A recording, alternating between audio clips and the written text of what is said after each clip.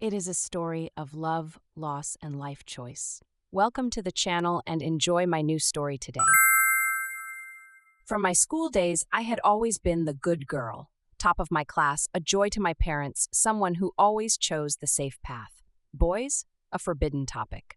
My idea of love was wrapped in pink romantic fantasies, but reality was far from that. I had no serious relationships, just innocent friendships and rare kisses that often ended abruptly when I couldn't give the boys what they wanted. Then Max entered my life. He was 23 and I was 17. My high school graduation was approaching, while Max had already built a life for himself.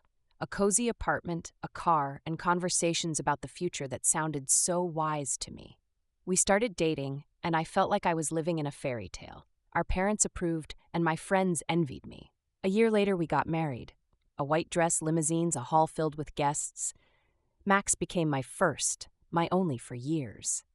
Life with him was steady and calm, but I never felt the passion I'd read about in books. That didn't make him a bad husband. He cared for me, loved our children, and was a thoughtful partner. When he joked that he would leave this world before me, I used to laugh. But he was serious. You need to be ready to take over one day.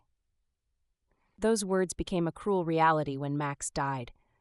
A business deal he had worked so hard for succeeded, but his heart couldn't bear the stress. A heart attack. I couldn't believe it. I sat by his hospital bed, holding his hand as he slipped away. The doctor explained there was nothing they could have done, that his heart had simply given out. But I couldn't accept it. How could this be real? Just days earlier, we were celebrating his success. He was full of life, dreaming of the future, and now he was gone. At first, it didn't feel like the end. Everything around me slowed down, and I sat there, unable to process what had happened. Breathing felt impossible. The pain didn't hit all at once, but crept in slowly, growing heavier with each passing moment. I didn't know what to feel. Grief, despair, anger, they all blurred together into an unbearable fog.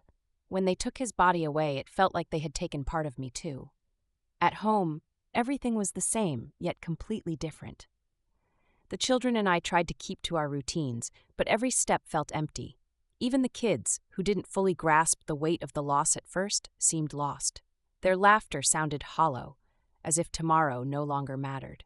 Max was gone, but his presence lingered in every corner. His clothes in the closet, his scent, his empty chair at the table.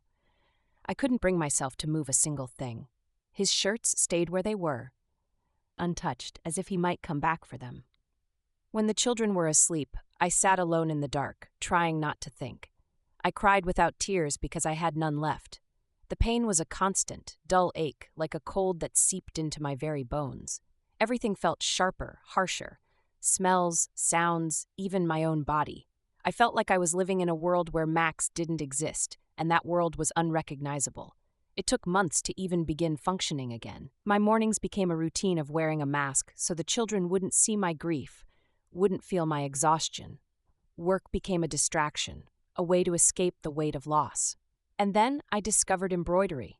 It became my solace, something I could pour myself into when the pain felt too much to bear.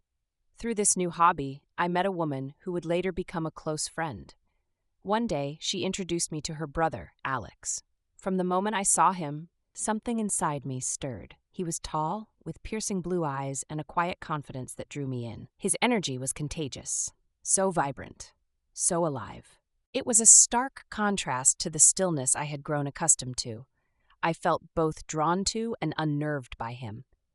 At our first meeting, I kept my composure, but I couldn't ignore the warmth of his gaze or the way his words seemed to reach places within me I'd long ignored. Unlike others, Alex didn't look at me with pity or treat me as though I were fragile. He saw me as a woman, not just a widow. That realization was both exhilarating and terrifying. I tried to build walls around myself.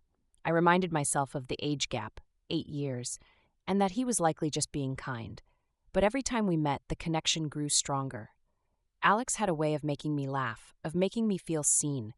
His touch, a casual brush of his hand against mine, a reassuring pat on my shoulder, sent jolts through me. I told myself it was wrong, that I couldn't let this happen. But the more I resisted, the more I found myself drawn to him. One evening, after a gathering, Alex offered to drive me home. The car ride was quiet until he broke the silence. His voice was warm, his words sincere. He spoke about life and how he despised anything too simple or predictable. When we arrived, he looked at me with an intensity that made my heart race. "You're different," he said softly. "You're real." I didn't know how to respond. My hands trembled and my pulse quickened. For the first time in years, I felt truly alive. Alex must have noticed my hesitation because he didn't push. He simply took my hand and said, "I'm here. That's all you need to know." His patience and understanding broke down my defenses. We continued to see each other, and with each meeting, the bond between us deepened. Yet I couldn't ignore the fear that came with it. What would people say? How would my children react? Could I bring Alex into the home where Max's memory lived so strongly? A year has passed since Alex and I first met. He wants us to build a life together. He's kind, respectful, and genuinely cares for me and my children. But I'm still torn. The house I shared with Max feels sacred, and the thought of bringing someone else into that space feels like a betrayal. Yet when Alex holds me, all those doubts fade away, if only for a moment. I stand at a crossroads. Can I allow myself to be happy again? Or will the weight of my past and the fear of judgment keep me from moving forward? If you were in my place, what would you do?